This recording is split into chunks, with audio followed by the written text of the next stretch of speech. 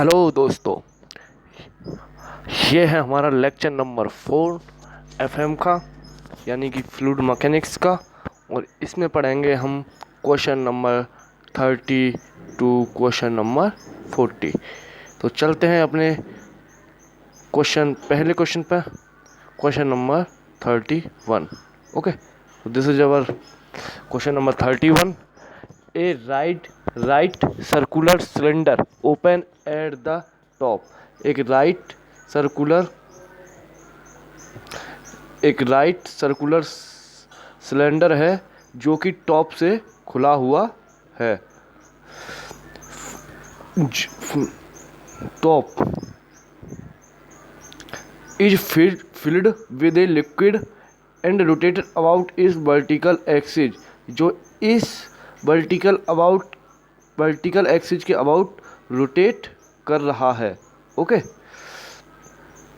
और ये पूरी तरह से किसी लिक्विड से भरा हुआ है। इसकी जो घूमने की स्पीड है वो इतनी है कि इसमें से आधा पानी आधा वाटर बाहर निकल जाता है। ओके, अबाउट इस vertical axis such as speed half the liquid split out, जिससे कि इसका आधा वाटर पानी यानी आधा लिक्विड बाहर निकल जाए। Then the pressure intensity at the centre of bottom, यानी कि हमें इस पॉइंट पर प्रेशर इंटेंसिटी बतानी है। सेंटर ऑफ बॉटम के सेंटर पर। बॉटम का सेंटर ये है हमारा, जिसे बॉटम का सेंटर कौन सा है? बॉटम का सेंटर है हमारा ये वाला क्या है? बॉटम का सेंटर है। इस पर हमको प्रेशर इंटेंसिटी बतानी है। ओके, तो देखिए इसका एक्सप्लेनेशन हमने नेक्स्ट पेज पे किया हुआ है। देखिए ये वाला क्वेश्चन, ये रहा इसका एक्सप्लेनेशन। ओके, ये इसका एक्सप्लेनेशन है। कोई सिलेंडर है ये जो कि पूरी तरह से किससे भरा हुआ? लिक्विड से भरा हुआ है। आर इसकी रेडियस है। आर क्या है इसकी? आर इसकी रेडियस है। एच इसकी हाइट है। और ये वर्टिकल एक्सिस के अबाउट रोटेशन कर रहा है। ओके, रोटेशन के बाद में मान लीजिए ये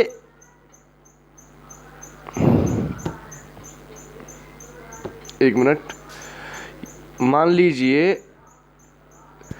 रोटेशन के बाद में ये इस हिसाब से इसमें से पानी निकल जाता है। पानी की जो निकलने की जो शेप होगी, जो वाटर रिमूव हो रहा है उसकी जो शेप होगी वो पैराबोलिक शेप होगी। तो ये शेप जो होगी पैराबोलिक होगी। मान लीजिए ये वाला जो पानी है ये इसमें से रिमूव हो गया। ये इसमें से कितना हो गया? ये रिमूव हो गया। बचा हुआ पानी इसके नीचे वाला है। तो देखिए इसका जो सिलेंडर है, इसका जो वॉल्यूम होगा वो होगा पाई आर स्क्वायर एच। ओके, और जो पैराबोलिक है, जो पानी बाहर निकल चुका है, उसको मान लीजिए उसकी हाइट है एच। उसकी हाइट है एच। जो पानी बाहर निकल चुका है उसकी हाइट कितनी है? उसकी हाइट मान लीजिए एच है। तो वॉल्यूम ऑफ पैराबोला कितना हो जाएगा? Pi r square small h into divide by 2, यानी कि पैराबोला का कितना होता है? वॉल्यूम कितना होता है? 1/2 पाई आर स्क्वायर एच। ओके, लेकिन हमें क्वेश्चन में क्या दे रखा है? हमें क्वेश्चन में दे रखा है according to question half of the water spilt out. तो स्प्रिट वाटर कितना हो जाएगा? यानी कि आधा पानी हमारा निकल चुका है। पूरा पानी कितना है? पूरा पानी है पाई आर स्क्वायर एच। तो आधा पानी कितना होगा? आधा पानी होगा 1/2। आधा पानी कितना होगा? आधा पानी होगा 1/2 पाई आर स्क्वायर एच। ओके, तो जो पानी निकल चुका है वो कितना है? पाई आर स्क्वायर एच। और निकला कितने के बराबर है? निकला है volume of parabola. Volume of parabola के बराबर निकला है। तो ये रहा पैराबोला। तो इन दोनों को हम इक्वल कर देंगे तो हमारा एक रिलेशन निकलेगा। वो रिलेशन होगा H, capital H is equal to small h, यानी कि कैपिटल एच जो है वो स्मॉल एच के बराबर होगा। देखिए समझने की कोशिश करिए, यहाँ पे ये समझने की कोशिश करिए कि ये वाला जो डायग्राम है, ये वाला जो डायग्राम है ये नीचे वाला जो डायग्राम है, देखिए मैं आपको दिखाने की कोशिश करता हूँ एक बार। ये जो डायग्राम है ये इसको मैं आपको यहाँ पे बनाता हूँ, एक बार दिखाता हूँ। ये मान लीजिए वॉल्यूम है, ये कोई सिलेंडर है, इसमें पानी यहाँ तक भरा हुआ था। ओके, जब हम इसे रोटेट करेंगे तो ये कुछ इस हिसाब से हो जाएगा। ये इसके बॉटम को छुएगा। अगर आधा पानी होगा तो ये इसके बॉटम को छुएगा, क्योंकि इसकी हाइट स्मॉल एच थी। इसकी हाइट कितनी थी? स्मॉल एच थी। और हमारे टोटल वॉल्यूम कितना था? टोटल हाइट कितनी थी सिलेंडर की? वो कैपिटल एच थी। टोटल हाइट कितनी थी? वो कैपिटल एच थी। हमने जो सॉल्व किया था उससे हमारा रिलेशन आया था H is equal to h. तो ये पैराबोलिक की जो डेप्थ है वो और सिलेंडर की जो डेप्थ है वो बराबर होंगे, H is equal to h होगा। तो हमसे क्वेश्चन में क्या पूछा है? अब देखिए, हमसे पूछा है क्वेश्चन में pressure intensity at bottom, centre of bottom.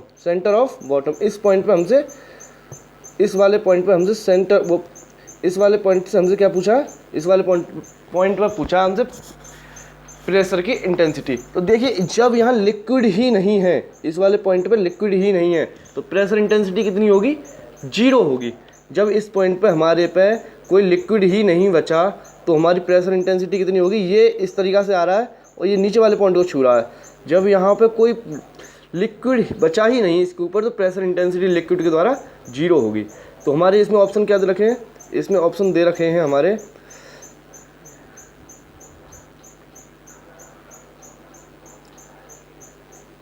इसमें ऑप्शन दे रखे हैं।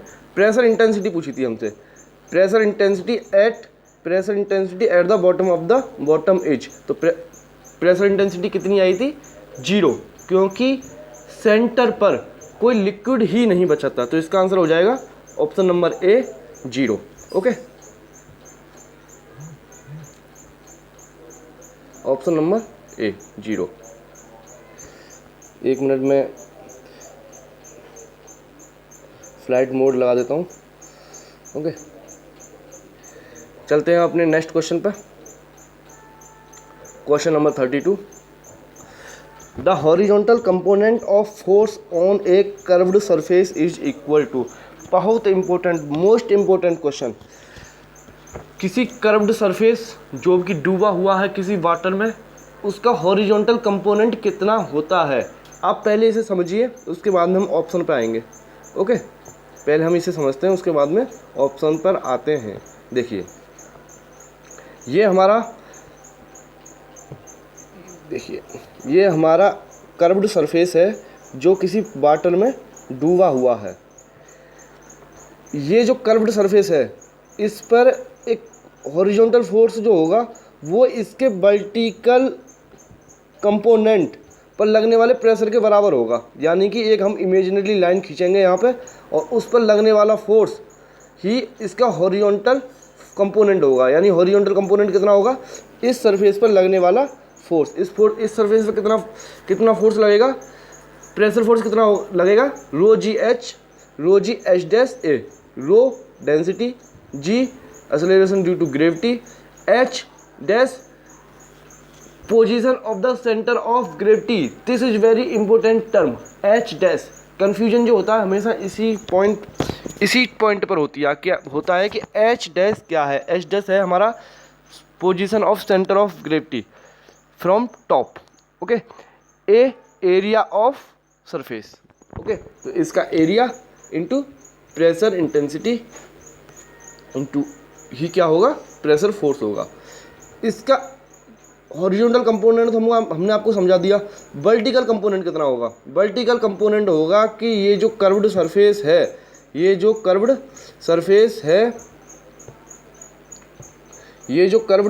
है, इसमें जितना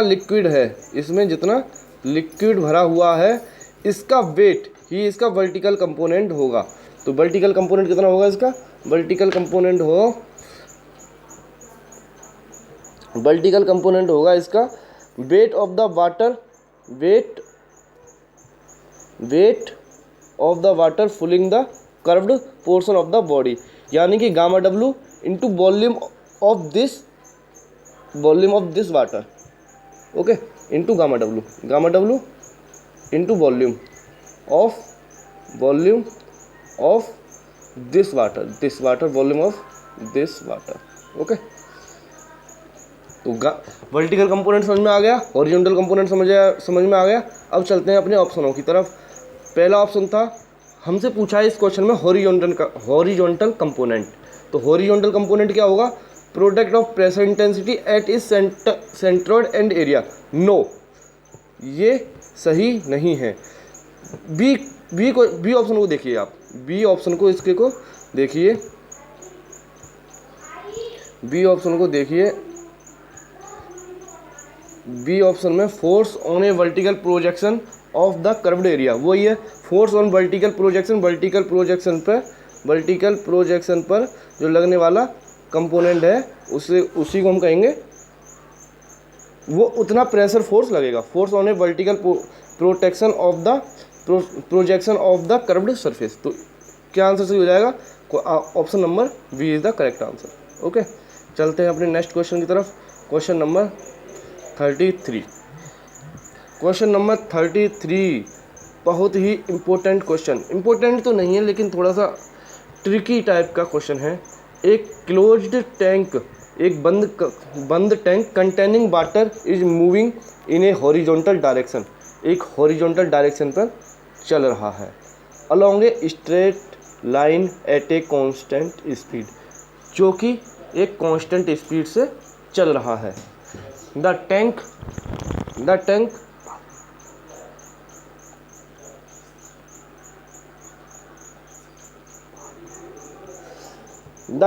also containing a steel ball and a bubble of air.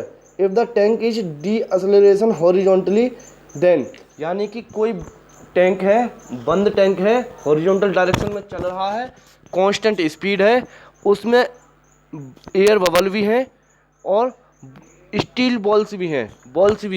तो इसमें ये पूछा है कि जब वो डीएसलेरेशन होगा, यानी उसकी स्पीड थोड़ी थोड़ी कम होती चली जाएगी, तो बॉल किधर जाएंगी और बबल किधर जाएंगे? तो ऐसे केस में बॉल हमेशा उस डायरेक्शन में जाएगी जिस डायरेक्शन में हमारा व्हीकल चल रहा है, यानी टैंक चल रहा है।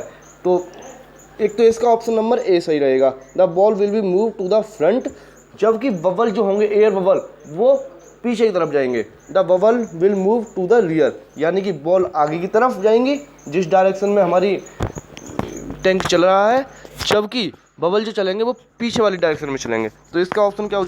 एक तो पहला सही है, the ball will be move to the front, bubble will move, और एक ऑप्शन नंबर 4 सही है, the bubble will move to the rear. इसको भी हमने अपने नेक्स्ट पेज पर समझाने की कोशिश की है। तो इसका पहले तो इसका आंसर देख लीजिए।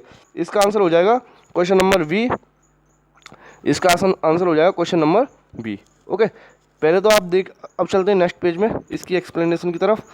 इसकी एक्सप्लेनेशन ये है कि ये देखिए, ये टैंक है, टैंक में ये बबल है ऊपर की तरफ, नीचे की तरफ बॉल्स पड़ी हैं, डायरेक्शन ऑफ मोशन ये रही, और ये डीएसलेरेशन हो रही है, यानी कि इसकी एक्सेलरेशन कम होता चला जा रहा है, यानी कि इसकी स्पीड कम होती चली जा रही है। तो बॉल जो होंगी वो उसी डायरेक्शन में जाएंगी जिस डायरेक्शन में हमारा टैंक मूव कर रहा है, जबकि बबल उसकी नेगेटिव डायरेक्शन, यानी कि नेगेटिव डायरेक्शन में जाएंगी टैंक की, यानी कि उस डायरेक्शन में के विपरीत जाएंगी जिस डायरेक्शन में हमारा टैंक मूव कर रहा है। तो ये इसका एक्सप्लेनेशन 33 क्वेश्चन का कंप्लीट होता है, ओके। अब चलते हैं नेक्स्ट क्वेश्चन पर। नेक्स्ट क्वेश्चन है हमारा 34, eddy viscosity of turbulent flow is. देखिए, जो एडी टर्बुलेंटी है वो किस eddies viscosity for turbulent flow की में जो एडीज विस्कोसिटी होती है वो किस पर डिपेंड करती है? तो वो डिपेंड करती है फ्लो पर, डिपेंड ऑन द फ्लो। तो ऑप्शन नंबर सी इसका सही आंसर है, इट डिपेंड ऑन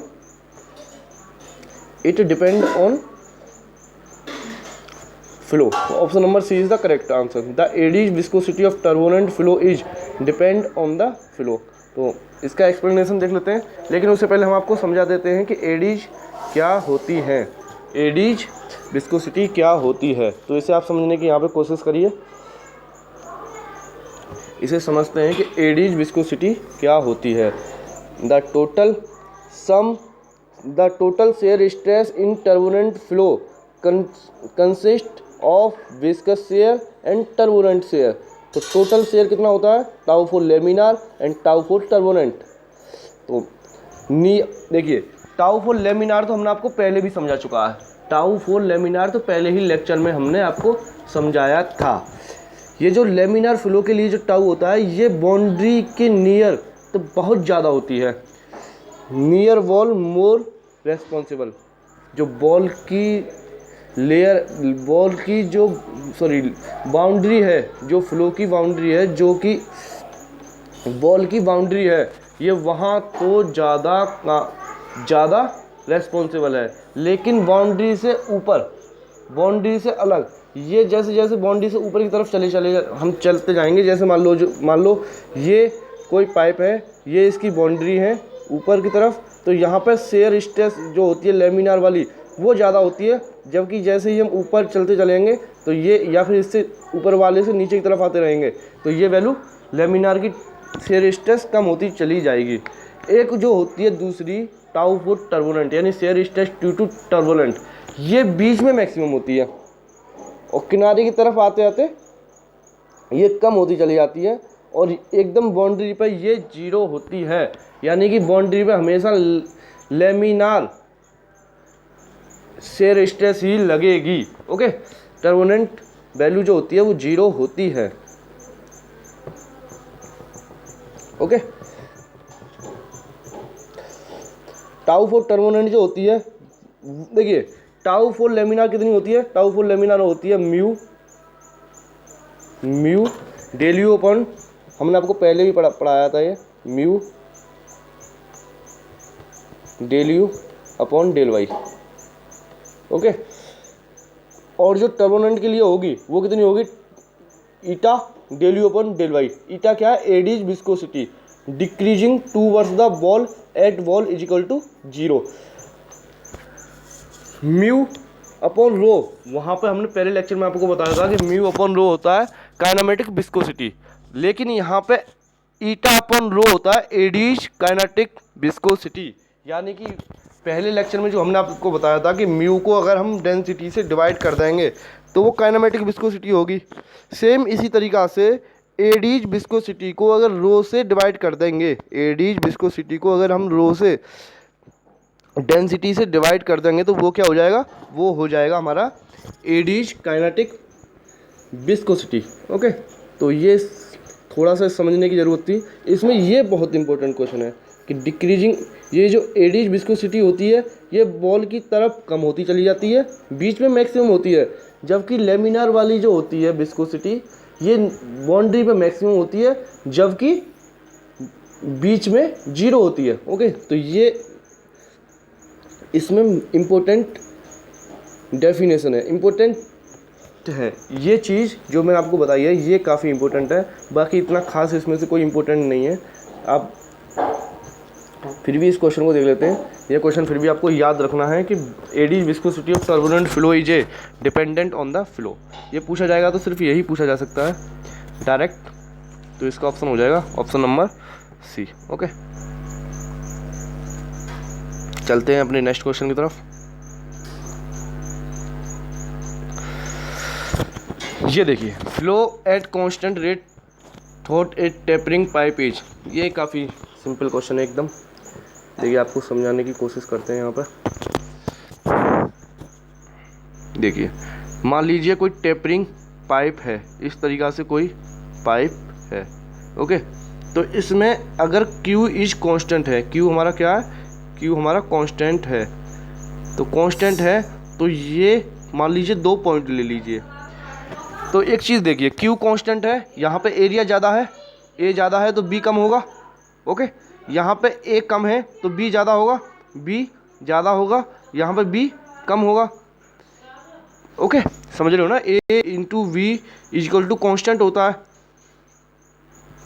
तो यहाँ पे एरिया ज़्यादा है तो बी कम होगा, यहाँ पे एरिया कम है तो बी ज़्यादा होगा। तो आप एक चीज़ देखिए, 2 पॉइंट पर टेपरिंग के केस में, 2 पॉइंट पर टेपरिंग पाइप के केस में 2 पॉइंट पर हमारी वेलोसिटी वेरी कर रही है, यानी कि ये एक नॉन यूनिफॉर्म केस है, नॉन यूनिफॉर्म फ्लो है। यूनिफॉर्म फ्लो क्या होता है?